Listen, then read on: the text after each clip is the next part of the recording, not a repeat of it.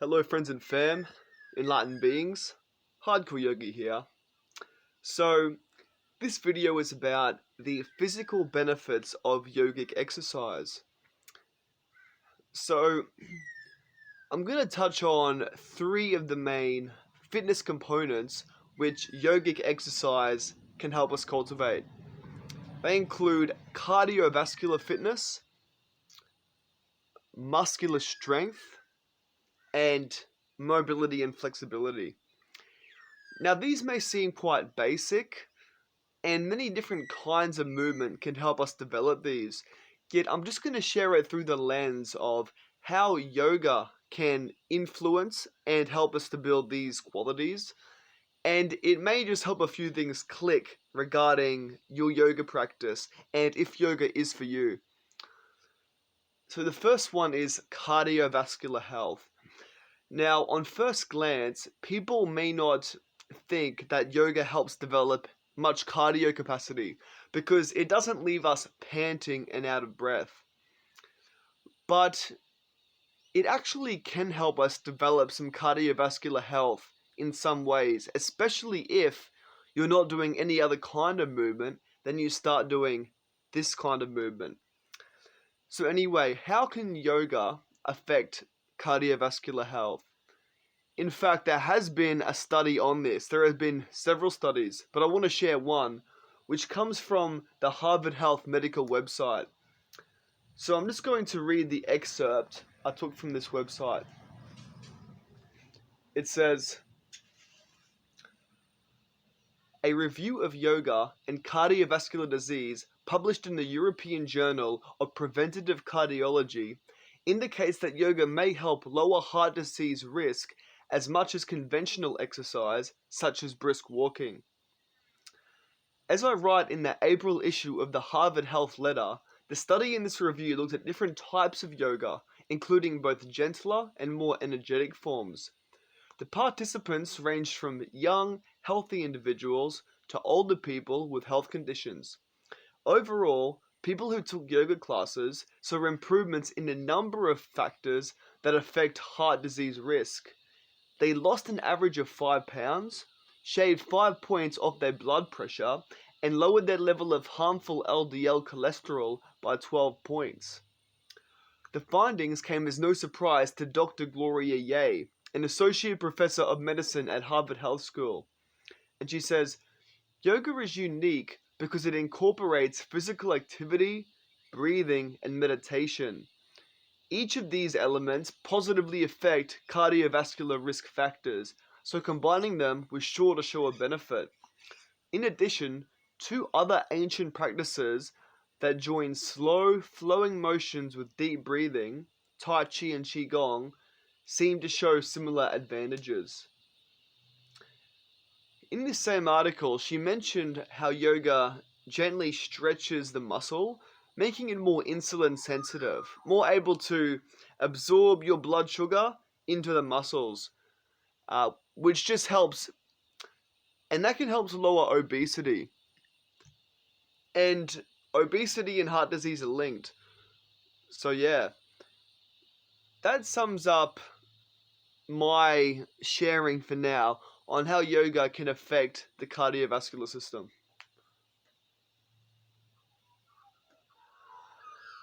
So that section was me sharing just the study about how yoga lowered, those heart disease risk factors, the blood pressure, the cholesterol levels, etc.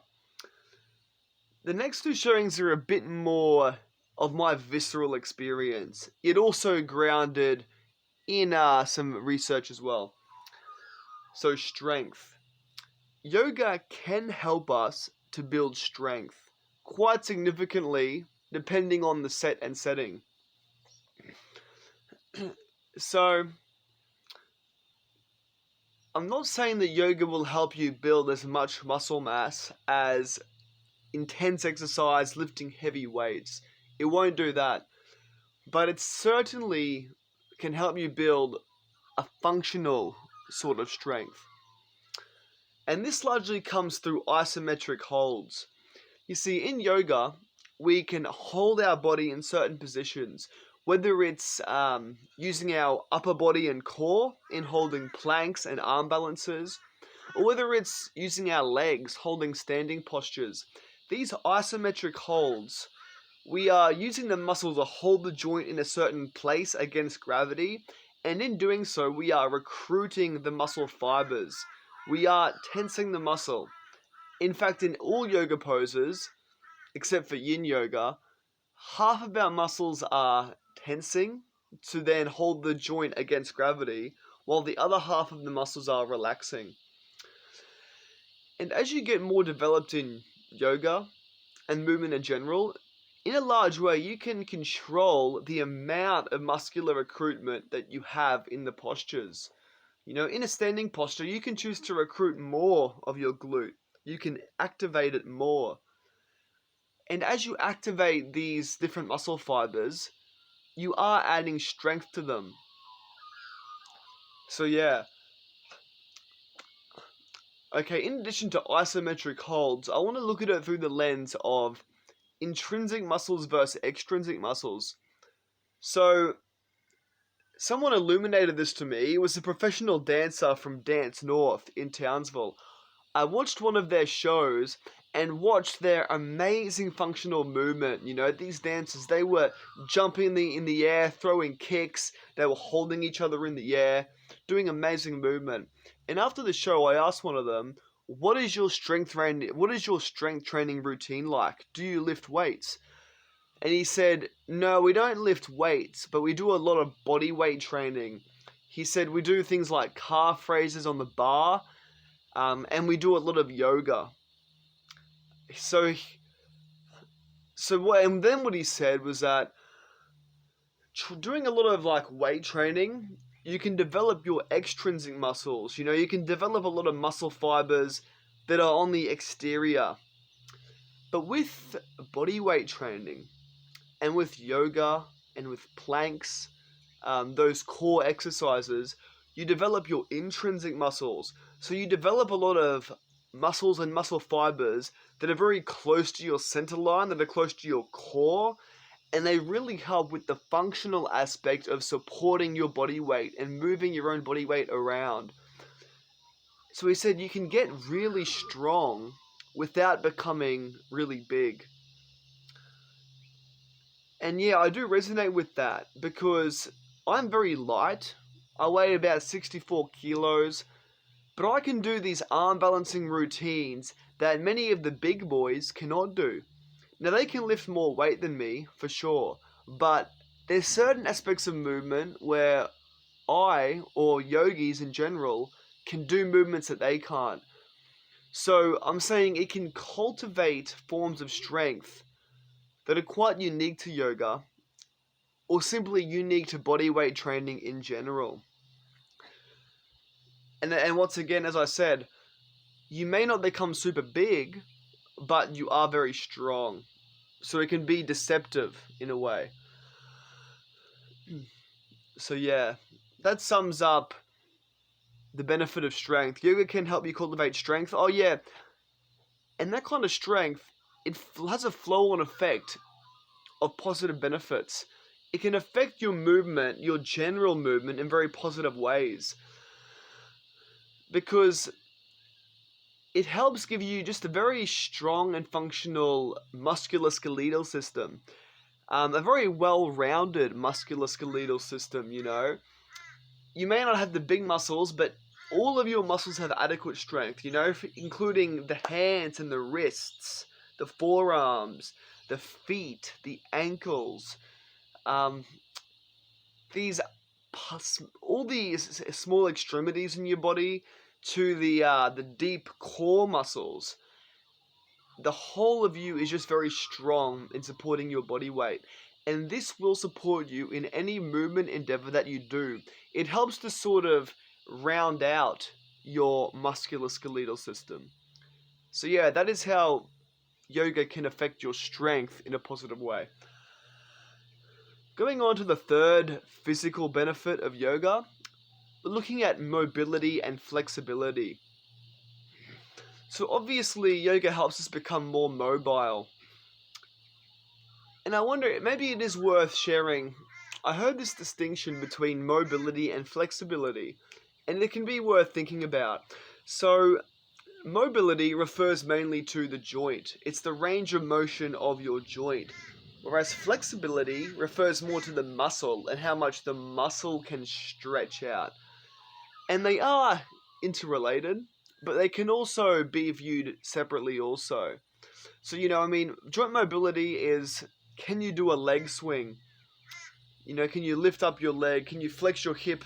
Can you flex your hip socket and lift your leg?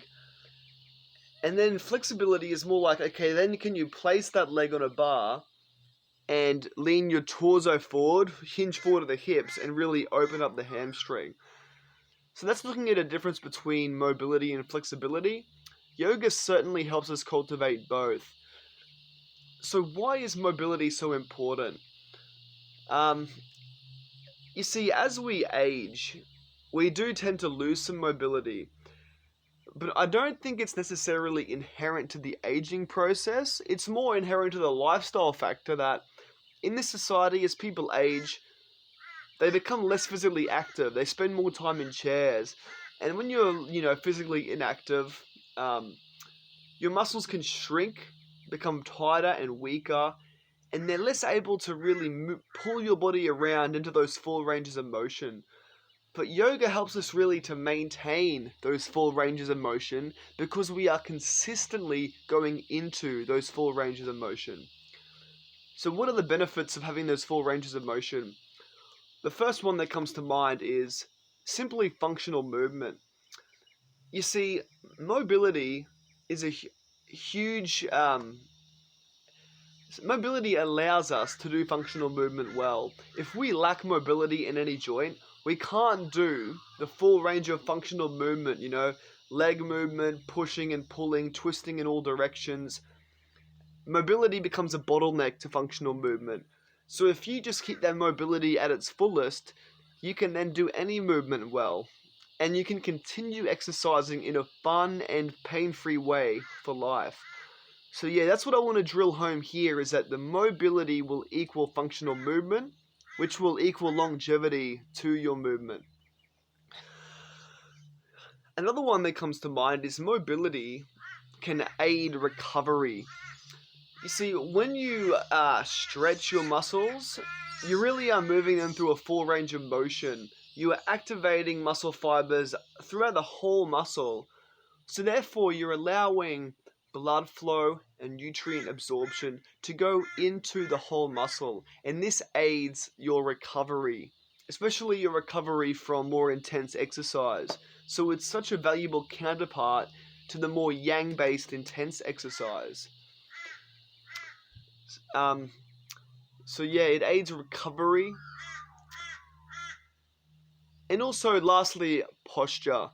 So mobility, it helps us with our posture because, unideal posture, pathology in our posture, it often comes when some muscles are too tight and that's what brings us out of alignment. When some muscles are too tight, it brings the joint out of perfect alignment, and then that can then put other muscles out of alignment as they compensate. So shit flows down creek.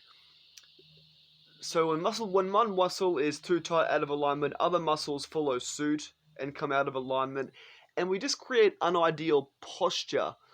But on the contrary, if every muscle remains fully open and mobile, the body will naturally find its ideal posture and alignment, therefore creating the ideal energy flow up through the center line, from the ground up to the sky. We have the ideal posture, ideal energy flow, the ideal joint placement.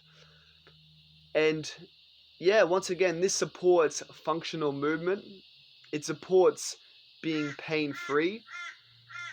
It really supports many parts of us.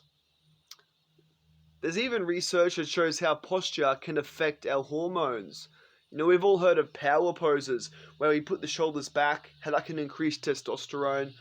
When you can keep your posture well, it can affect a cascade of hormones also. So yeah, that sums up here the physical benefits of exercise.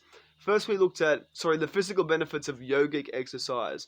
We looked at the cardiovascular system, how it can affect those different cardiovascular risk factors. We looked at strength, how it can affect our strength on a very core level. And then we also looked at the mobility, how mobility can aid with muscle recovery, with posture, with functional movement in the broader sense. So that sums up the physical benefits of yogic exercise. In the next video, I'm going to look at the more sort of esoteric benefits of yogic exercise. We're going to look at how yoga affects the energy body and the chi, and how the chi is a very holistic way to affect our health. So yeah, keep a lookout.